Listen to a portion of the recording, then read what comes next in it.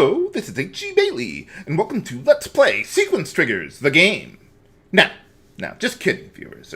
Well, there are a lot of sequence triggers in this game, but I'll go over that when we get to it. But yeah, this is a game for the Super Famicom that we never got outside of Japan, but, well, as you can see, we got a fan translation done by Aeon Genesis, the same guys who did the fan translation for Royal Stone. I heard that they were actually, the guys who produced this, they were originally going to localize it as the 7th Saga 2, but then Enix closed their North American offices for a few years, and, well, that never happened. So, oh well. So, let's see what we got going on here. Sort of, well, I don't know, is this an island, or just the coast of a continent or something? Well, let's see what they got going on inside here. Does anyone live here? And what's with all those, I don't know what those are, some kind of stand or podiums all over the ground? Well, let's see what's happening. That kind of reminds me of the save points in Radiant Historia. Well, let's meet our protagonists. What did that just do? Looked like some kind of floating panel, I guess, or whatever that thing was, and I don't know what that thing did to her. Huh. Okay, so, like I was saying, this was like the 7th Saga 2, but really this game has very little to do with it. You got, like, the crystal ball that shows where all the enemies are when you're going through dungeons and on the overworld and stuff. You got, there's some enemy sprites that are recycled from the first game, but most of the enemies are completely new. So, yeah, you don't have to worry about that. We got Tetsujins with Lux. Okay, I guess that's a little bit of a similarity that we got going on there. And what was the other thing? Oh yeah, they're both turn-based JRPGs. That is pretty much where the similarities end between the two games. The plot is totally different. You don't have to have played the first one to understand this one. So they're story-wise, they have nothing to do with each other. Even though I guess you might consider it a series of games, but, well, you'll see. I would compare this game to the 7th Saga as Lufia 2 is to Lufia 1. I mean, as you can see, just with the graphics alone, there's a great improvement from the first game there. But I think even the music got a lot higher quality, the gameplay, the battle mechanics, everything is just massively improved. Well, almost everything. The only thing that I hear a lot of people talking about as a gripe against this game are sequence triggers. Most of the time, they're not horrible. Someone tells you to do something, you go do it, you come back, and you progress with the plot that way. But there are a few sequence triggers that are really tricky to figure out. I had to look up stuff once or twice, well, not once or twice, maybe 2 or 3 times, to figure out what I was supposed to do next. But for the most part, if you talk to everyone and you do what people are telling you to do, you should be good to go.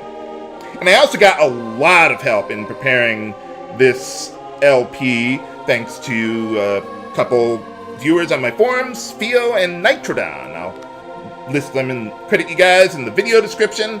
But yeah, they found a lot of the information that I used for this game, and also hacked a lot of information from the game too that I just couldn't find out there because, we never got it outside of Japan until the fan translation, so there wasn't a whole lot of information going on, or available. So we found a Japanese website that helps a lot, but, well, it doesn't solve all the problems. So I did 3 full test runs of this game so that I would, well, be as familiar with it as possible. And I'll also post a link to some maps for the game. Although they use a slightly different translation, it's close enough. My Tick Ark? Now, this game is Let's Play Mystic Ark for the Super Famicom here. So, if those floating panels doing whatever they did to the people there, if that doesn't make sense to you viewers, you might want to turn back now. The plot of this game is insane. I just want to know how much LSD they used during the creative process of this game. Did Illusion of Gaia make too much sense to you viewers? Just wait until you see this game. Okay, so now we can choose between a male and female protagonist, and it can actually matter between the two of them. They're not just the same character, but with... Well, I mean, they're essentially the same character, but it's not like there's no difference between them at all. They get different spells from each other, although the important ones they both get. And there's slightly different stat growths between the two of them. And I'll go over how their differences work out and maybe suggest make some suggestions for strategies for those who choose the male protagonist. But I'm going to be choosing the female protagonist because I think she is significantly better than the male protagonist if you know what you're doing. So just like the 7th Saga, you go to the end, you get your name automatically filled out for you there. Now the male protagonist, you might have noticed during the introductory cutscenes there, was Ramir, and that is the male protagonist. Some have suggested that that's a different translation for Lemely from the 7th Saga, with the whole R's and L things with the translation going on, but I don't think so. I'm not one of those believers. Yeah, they even wear the same clothes, the two different protagonists. So yeah, one of the differences between the two is that the female protagonist has a slightly higher magic stat, which, in my opinion, is actually kind of important. But they also get different spells between the two as well. Like, Felys learns ice magic, Ramir learns fire magic. And I think the ice magic is definitely more worthwhile. There's some different statuses or debuffs or buffs that the two get. But really, overall, you can just, pick one or the other, and it's not going to be a huge difference in the long run anyway. What do you mean? Who's talking to me? Oh, hey, all right. So yeah, what did happen there? Oh, well, thanks. So, there was a spinning, floating panel, or whatever the hell that thing was, that turned me into a figurine. Okay. Oh, okay. Well, not anymore. What hidden doorway? Well, yeah, that would be the general idea. I'd like to go home. Oh, what's that? Game? Oh, thank you. What does it do? Oh, well, sorry to hear about that, I guess. Oh, okay. Well, we seem to have no shortage of crystals around here. Just looking behind me. Okay, sounds like a plan. Now, one thing you can do in this game is whenever you see an object that you find interesting, you just go into your menu, you press the A button, you can examine various objects around here. So, let's see what we got. So, you can get little descriptions of objects like that. Sometimes you need to interact with different objects too. You could also just press the X button to just go straight to examine, or the L button. They all do the same thing. So I usually just use the X button to make things easier. So let's see. They wanted me to take the goddess tier and put it into some fire here. So yeah, you just go into the menu, you examine, you use the goddess tier on the fireplace. Boom, we get our crystal. Hooray! So that's basically like how the sequence triggers work in the game. Oh, hey, alright, let's get out of this place. Yeah, it is really good. Okay, well, let's take a look around then. So I guess that's the goddess or someone talking to us? What statue? I can't see it because the text box is covering it. But your voice can already reach me. How does that even work? Hey, how's it going?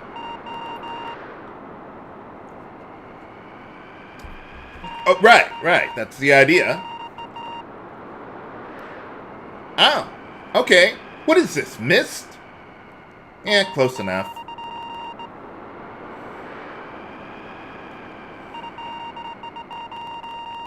I would more so compare it to, like, Final Fantasy Legend 2, where you got these different worlds with their own problems, and we need... Well, our general goal of the game is to acquire the Arks.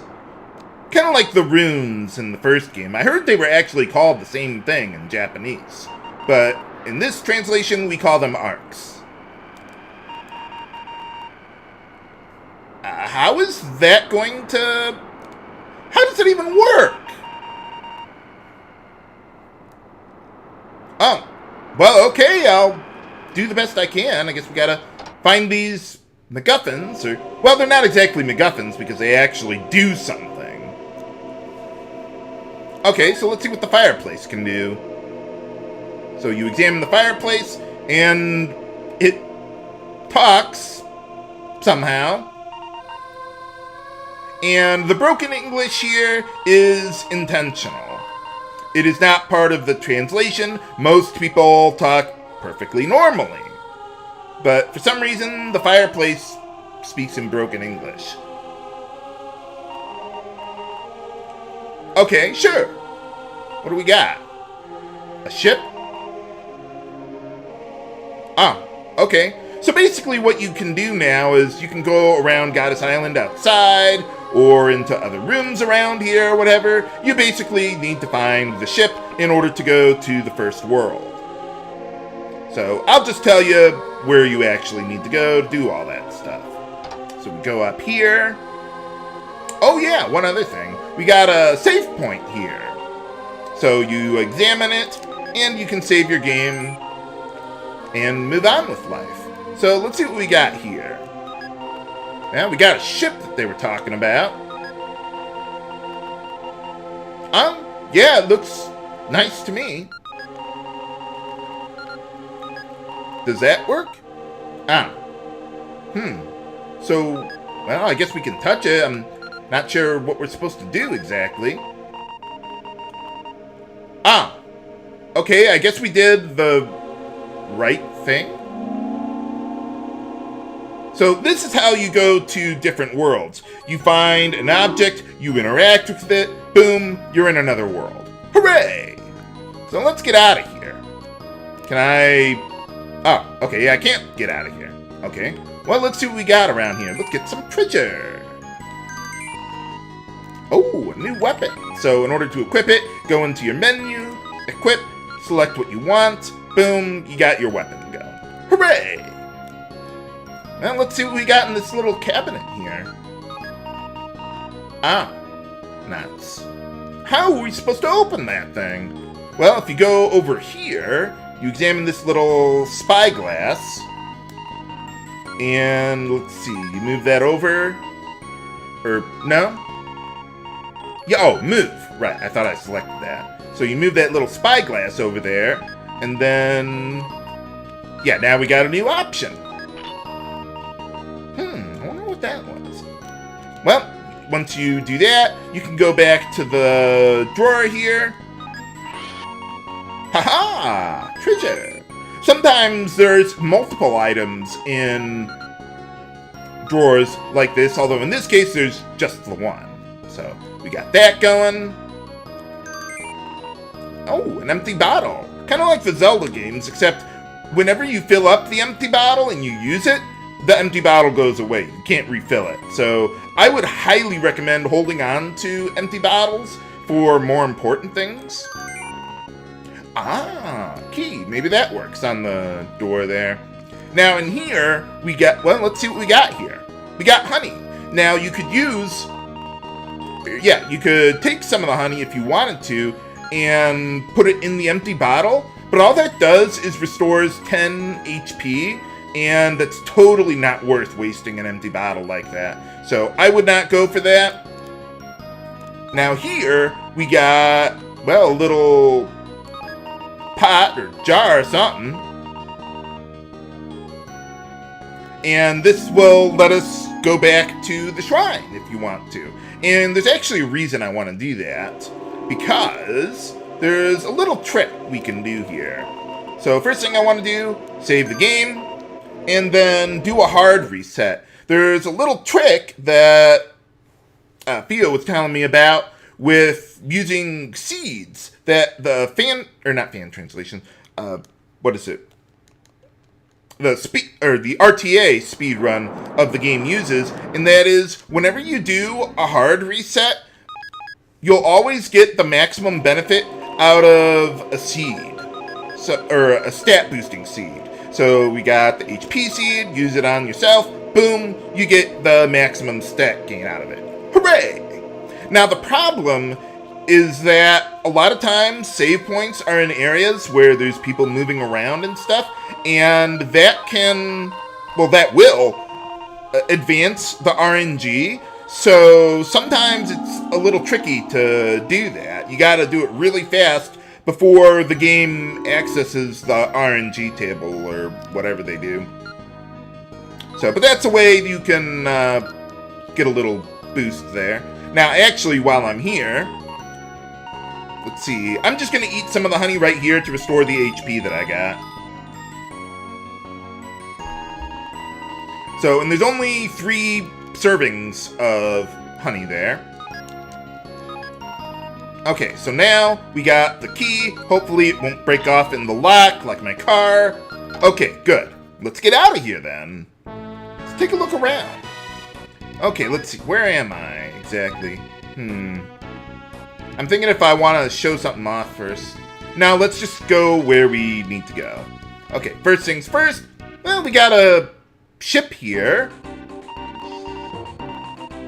Oh, hey, how's it going? So is this like a pirate ship or something? So, the first world is populated by cat pirates. Okay. I just wanted to know, well, I'll go into that in a little bit, but first we get a couple items. The spare mast is a consumable item that will guaranteed let you run away from a non-boss fight, and I might want to hold on to that, actually. We also got a little piece of armor there. Oh, nuts. Well, then you wouldn't really be much of an army, would you? So I guess I got this. Kind of reminds me of Mario RPG with those things. Is that like a kitchen or something? Well, I suppose where else would a chef go? Hey, how's it going? Oh, thanks. So, if these guys are cat pirates, would that make them cat burglars? Something like that. Oh, okay. So yeah, we talked to that guy. Now we need to talk to some people. And let's see what you got here. I'm not going to use any of these, but they are there. You got a little shop. It's a bit pricey at this point with the amount of money that I got. I don't have a whole lot. And we can't even buy any weapons. Good thing I found the weapon that I wanted.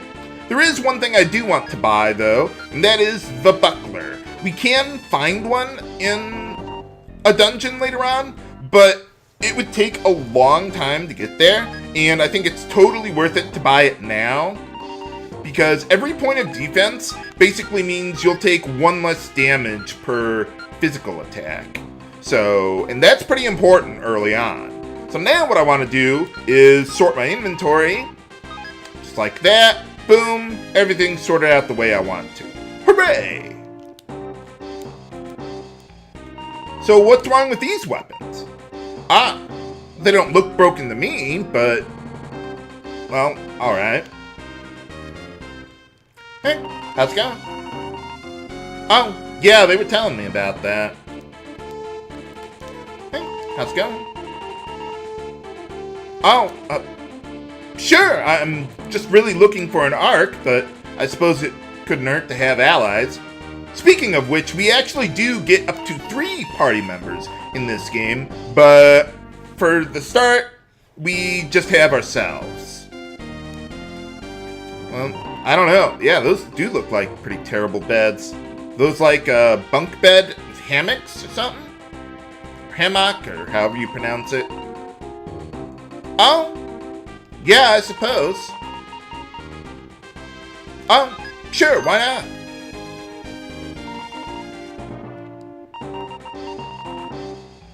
Oh, well, good for you. Good to think about others. Okay, well, talk to the guy then. Now, one thing I want to do here, let's see, if you go all the way to the back, haha, you got a hidden treasure. That's a battle item that deals 25 ice damage to a target, though that can be modified by elemental resistances and stuff. Oh, okay, never mind then. So for now, if you want to rest up to get your HP and MP restored, you talk to this guy, though I'm not going to do that right now. But what I want to do is save here, even though I'm not actually really using save files, I could just use save states. But, let's see, we got the crystal item here that is basically the same thing as the wind rune in the 7th Saga. Teleports you to any place that you have saved in the game, but you can't use it in combat areas. So, except the overworld, other than that. Like, if you're in a dungeon, you can't use that. But you can use this now to teleport to the Bloodhook here. So, it's not just enough to actually visit the area, you have to save there in order to get it to show up on your warp list. But alright, well, let's see what we got going on down here. I'm gonna deliver that onion to Bragg there. Oh, a quarry, okay. Oh, nuts. Remember that for later viewers. Okay, sounds like a plan. Oh, sure, why not? Let's go for it. So basically, in this little puzzle we got here, we need to capture all the pawns with the knight, just like in chess rules or something. So you just move it around, try to capture all the pieces. Oops, then we go there. And if you get stuck where you can't move around anymore, you can't just move around to an empty tile. You would get stuck and you'd have to reset and start over again. But here we get the Ice Claw, which, if I recall correctly, that one deals 90 ice damage to a target. So I want to save that for the first boss fight, because that's quite a bit of damage.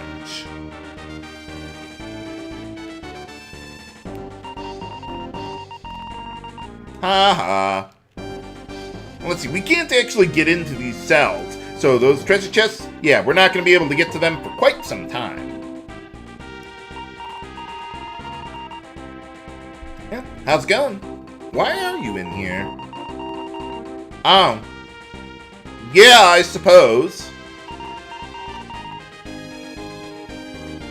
Oh, okay, so those are the other guys that we're at war with, I guess. Nuts. Okay, so we found the guy we're looking for, so just use the onion, give it to him. And that is the first sequence trigger in order to advance the plot. So, yeah, just like he was saying, talk to everyone, and we can move on then. Ah, well, shouldn't the guards hear that too? Oh, thank you. So that's all we need to do there. Let's get back up to 6-pack and see what else we can do. Hey, how's it going? Ah, nuts.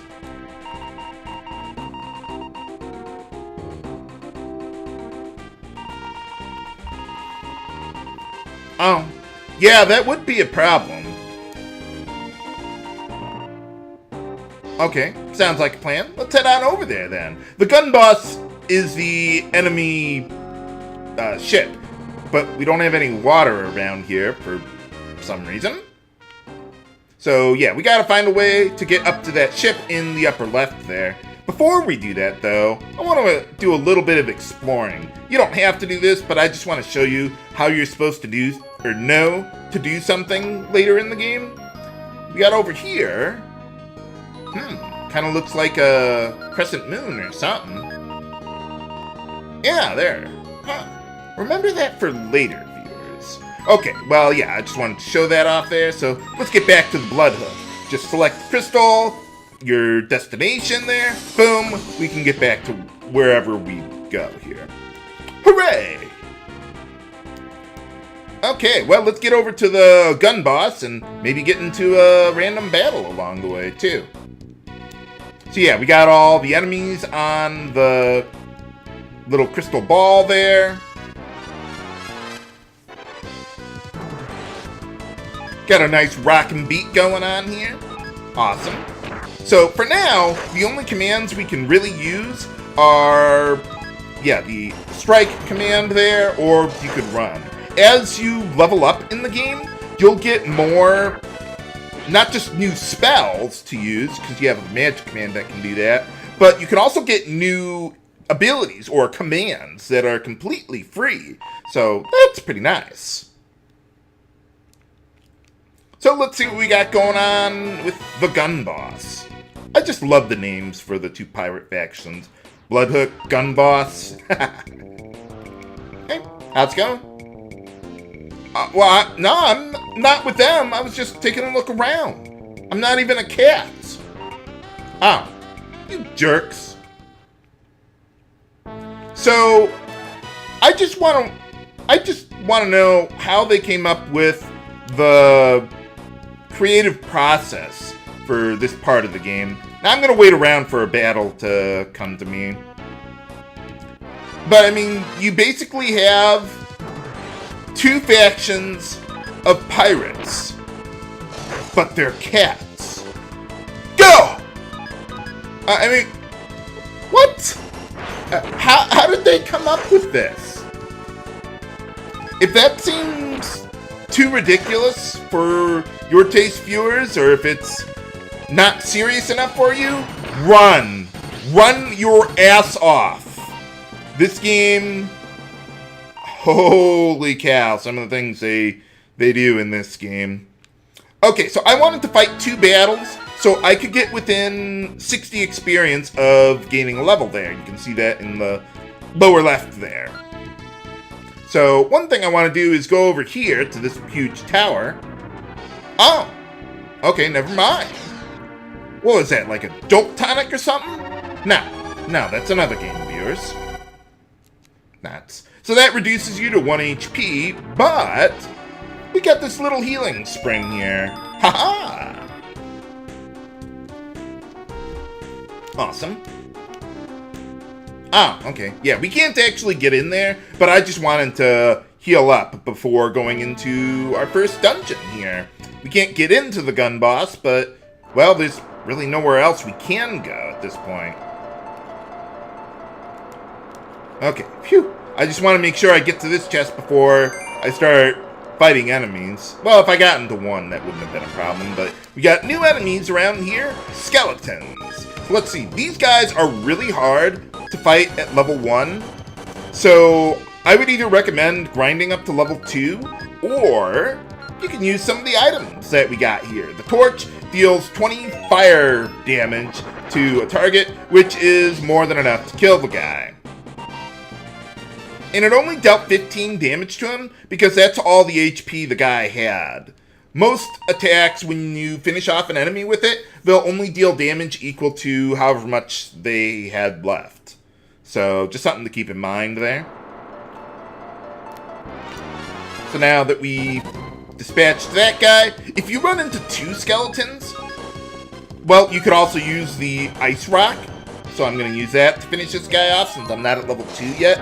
Because these guys can really deal a lot of damage to you. And it's going to be really hard for you to damage them at level 1. This is why I fought the two crows up on the overworld there. So that way, once I used the 2 items that I was willing to use on the skeletons, we can gain a level, learn a new spell. Hooray! So let's see, what does that do? Yeah, it always restores a fixed amount of HP there. So now we can handle ourselves pretty well in this area. So let's see, all we gotta do is just walk around a little bit, or I could fight a new enemy, well, not a new enemy, but yeah, now that we're at level 2, we can deal a reasonable amount of damage to them with just our physical attacks. Normally, I'm going to edit out random battles, but I just wanted to kind of get the gist of it to you.